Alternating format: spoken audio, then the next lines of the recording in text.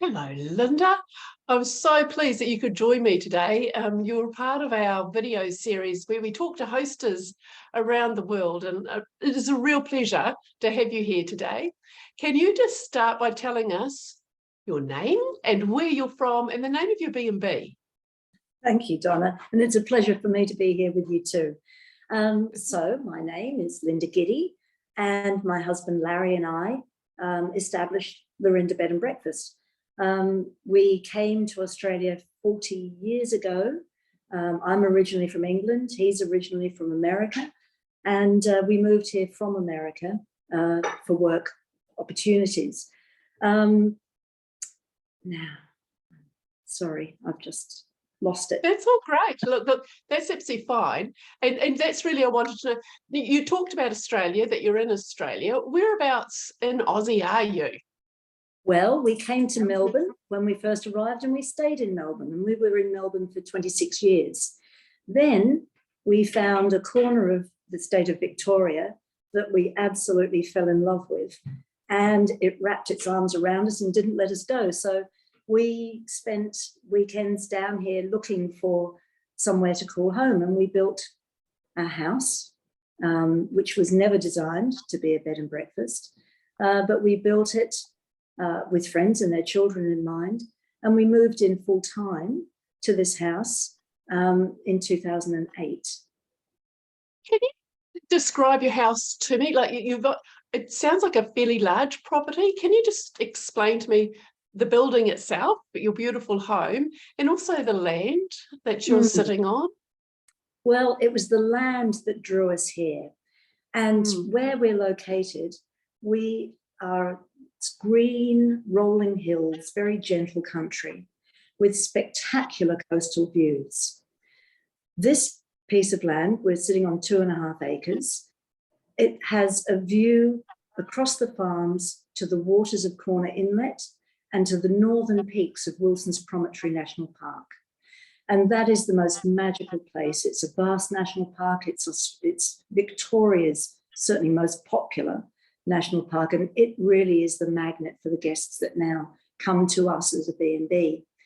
The house, we'd never built a house before, but what we did know was that every room in the house had to have that view to the water and the northern peaks of the Prom.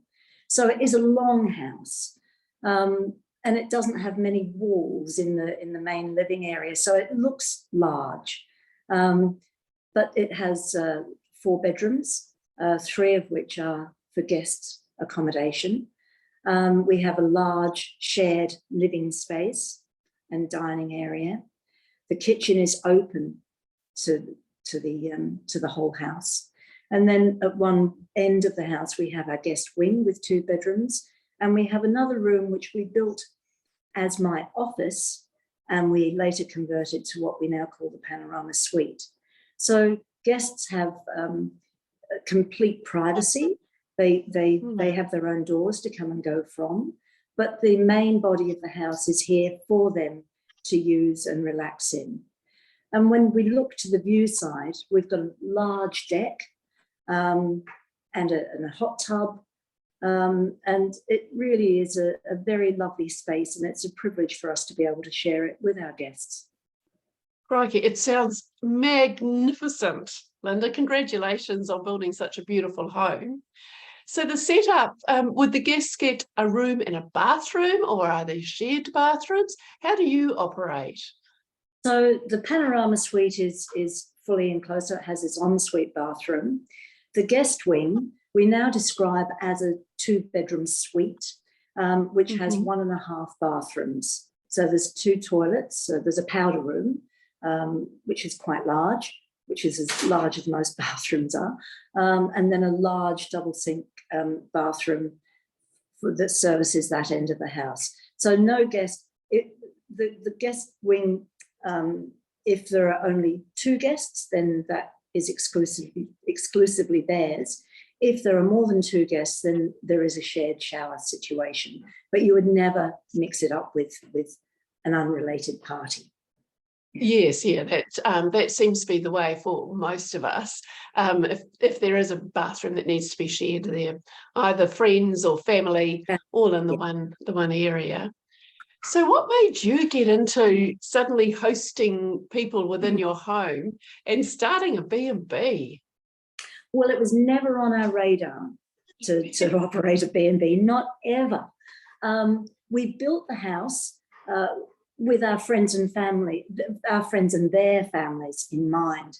And we had lived here for 8 years before it occurred to us that maybe we might consider sharing it with others. Friends had said over the years that this would make the setup is such that it would make a great B&B, but we never did have that in mind. And then one day it made sense. But in Australia, there's not the rich history of bed and breakfast accommodation that there is in New Zealand or Canada or England. And we did not expect at all to be busy. We thought we'd get a little bit of overflow at Christmas or Easter when everybody else was full to overflowing. And that would be it. So we thought it would be a bit of a hobby. We were wrong. The hobby soon turned into a beautiful business. You've obviously been very busy today. It's winter at the moment, and you still have this lovely regular flow of guests coming through. Yes, we do. Fantastic. Yes, we do. When we go into winter, the calendar looks pretty bare, but people do have last minute reasons to travel. They look at the weather forecast and spot a good day here and there, and they'll come down. So yes, winter we continue to be busy throughout it.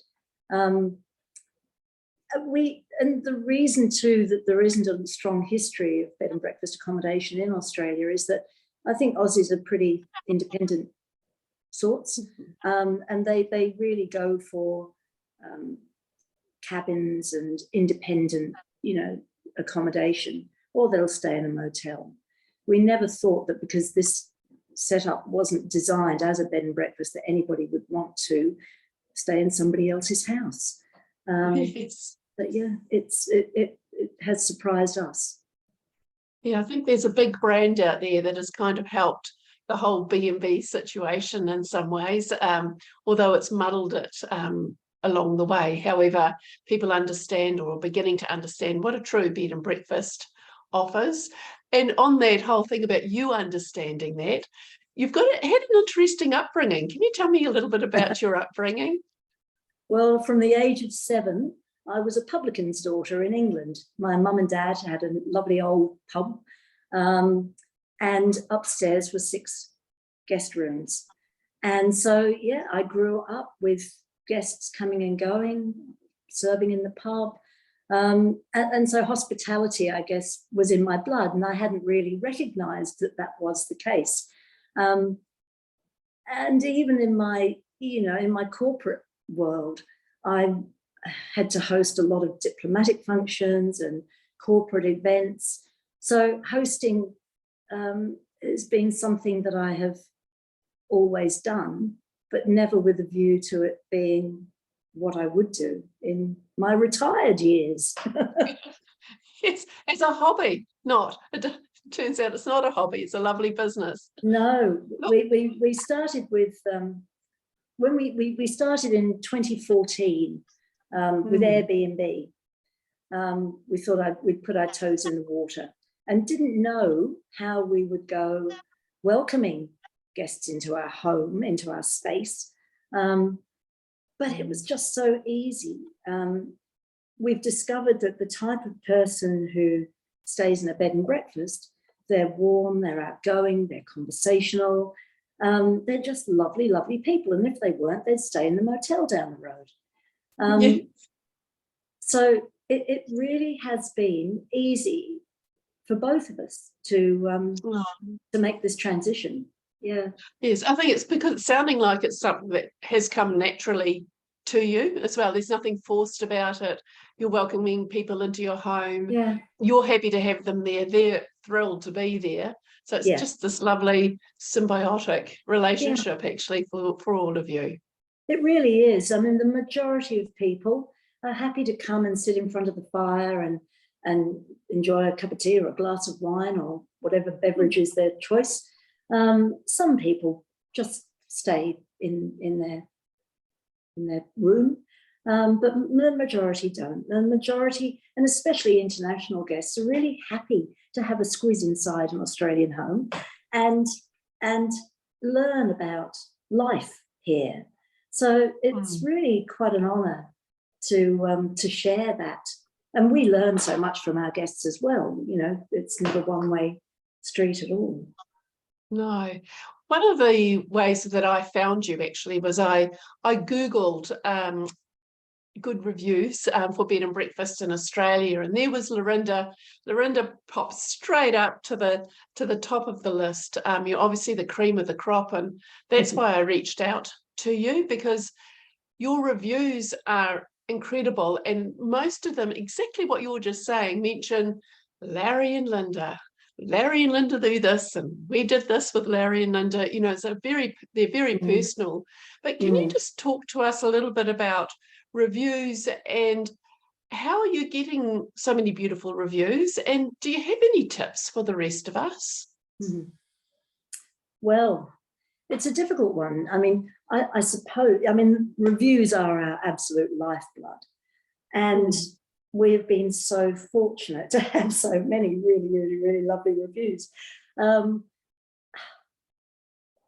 It's all about just delivering the most exceptional service that you possibly can. In an unobtrusive way, providing the highest quality of everything. The detail, I think, is important. People say it's to the detail, it's the detail. And I always try to extract from them, what is it? And for some, it was the little flower that was in the toilet roll, you know, and others, it's their handwritten name. Whenever a guest arrives, we bound up the steps to greet them at their car. We greet them by name. We walk them into the house. They don't have to stand and tentatively knock at the door. It's just the combination of things that we do. The fresh flowers in the room, the fresh milk in the fridge, never long life. Those sorts of things just that go a long way. And people have been very happy to share their experience with others, which we're very thankful for. Those sorts of things, from what I'm hearing, come naturally to you as well, which is incredibly helpful, you know, to keep your reviews going so well. What main review platforms do you ask people to use? TripAdvisor and Google. Yeah. Number one. We and booking.com, of course. But TripAdvisor and Google are our preferred ones. Yeah. Yes. And that's when we ask if they would be willing to write a review that we suggest. Yes. Yeah. I suppose the trick is actually asking as well, to make sure you say those words. Yes, and not everybody. We don't ask everybody. We ask those we think would be inclined. I mean, we've never had a guest leave and we've thought, oh dear, we're never going to get a good review from them. But some people you just don't think that they would, or they're not sufficiently technologically savvy to do that. We should follow up. You know, when a guest leaves, we should have a follow-up email to say it was lovely and thank you for staying with us, and by the way, would you mind? But we don't do that. So we just leave it really to the guests to, you know, think about writing a review, and many of them do. Lovely.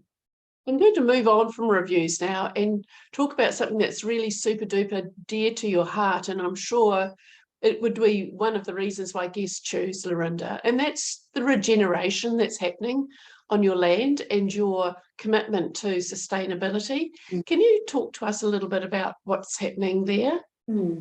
Well, I think first of all, the type of guests that we attract, that they are nature-loving people, and they're here not necessarily because of Llarrinda, but because of Wilson's Prom and the nature there.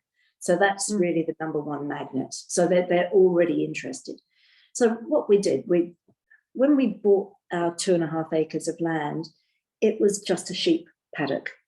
There was nothing but blades of grass. There was a little bit of remnant rainforest in our gully.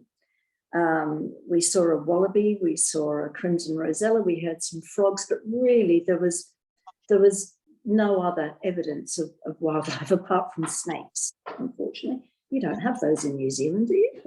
No, we don't. So anyway, we set about, you know, and this land wasn't naturally farmland. It used to be forested.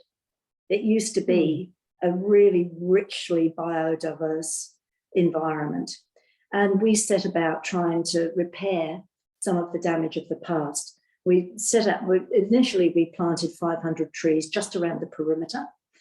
And in the ensuing years, we've planted thousands of trees and shrubs and undergrowth to create a habitat for wildlife. It's always an ongoing challenge, because after a tree's been growing for 20 years, the wind will come along and bowl it over, and we have to start again. And we've lost many, many, many trees to the wind, unfortunately. But yeah, we have created something that is evolving and very special. So now we've counted 67 species of bird that call this land their home. We have a permanent population of wallabies. We're now getting kangaroos. We have permanent wombats that dig holes anywhere they like in the garden. And koalas. The koalas now come through, and they're quite nomadic. They stay for a few days and then they're on their way again. But it's just an absolutely rich environment for wildlife now, and we're just so happy that we've been able to. So magical. Sorry, yeah. It is. How do you help the guests interact with nature? I think Larry's got a little something special going on. Yeah. Yes, he does. So there are many Australians who've never seen a wombat alive. Usually you see them, you know, on their backs by the roadside, sadly. So Larry actually does take guests out on his Wombat Safari, which it's just at night time, spends about an hour in the car, just driving slowly around our local roads. And on the best night, he's seen 14 wombats within 1 kilometre of our house. Wow. So, but you see all sorts of wild. You see koalas and possum. Sorry, I know New Zealanders don't want to hear the word possum, but we do love ours because they're meant to be here. You are so right. You can keep them over there. Thank you. We don't really want them here. Oh, no, that's lovely. Is there anything else that you're thinking of that you would love to introduce that needs to slowly come back? Well, let me, if I can just go back to the previous question, and that is on the deck, we have bird feeders, and parrots of every colour, shape and size come and feed there. And that is a source of great delight to our guests. So the birds, they come 3 times a day for breakfast, lunch and dinner, but they do go off foraging. We don't give them so much that they are, you know, spoiled. And any sort of fruit that's left over from our guest breakfast will go out there for the birds as well. And it's just a delight to see them, a passing parade of colour. Yeah. Oh, yes. Beautiful. Is there any animal left that you're thinking, oh, we'd love to get a bit of that happening again here? We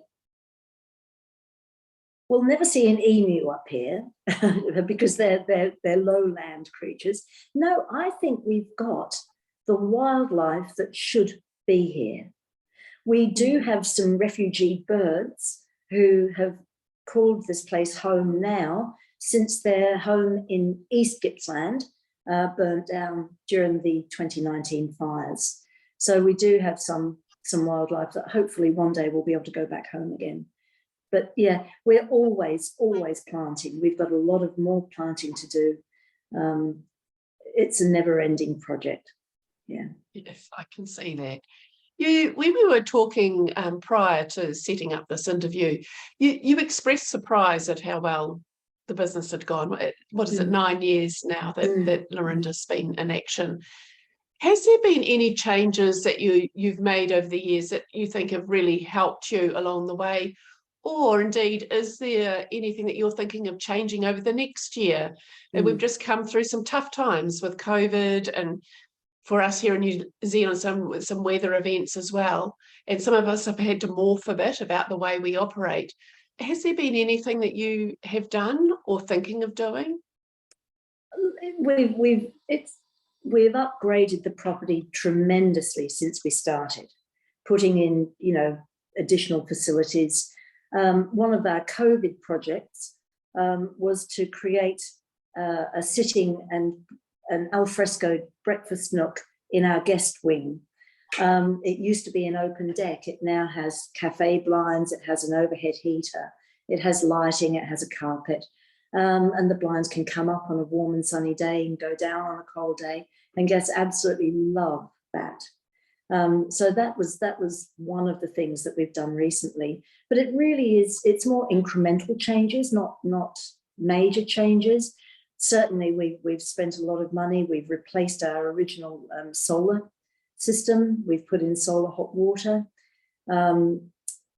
Yeah, we've done a lot of things. We built a chicken coop, and we've now got chickens. That was another COVID project. So guests get to enjoy fresh eggs with their breakfast, with their homemade bread and everything else homemade that we provide for them. Yeah, fantastic. It's obviously, Linda, a business that you love, that you really love. Is it something that you would recommend to others to get into? And if you do, if you think, yeah, it is a great business for people that want to work from home, what sort of things would you tell them to describe what you're doing, also what to look out for? Yeah, okay. Well, it's not for everybody. It's clearly not for everybody. Not everybody would want to welcome strangers into their homes.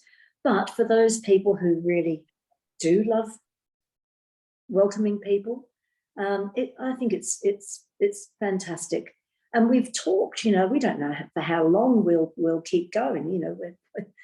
We're growing up quite rapidly, really. Yeah, I would recommend it to anybody who is not afraid of hard work. It is hard work. It's not an easy ride. A lot of people, a lot of B&Bs in this area, they do send their laundry out to be done, or they have a cleaner come in, or they have gardeners. Well, we don't. We do everything in-house. So it's huge. But because we are so focused on delivering excellence, it keeps us in charge and in control of the quality that we deliver. So for us, it's perfect.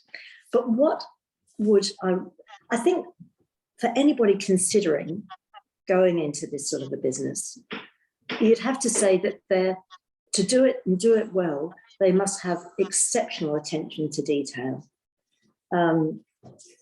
The flowers in the room, the toilet roll, every little detail needs to be thought through and executed exceptionally well.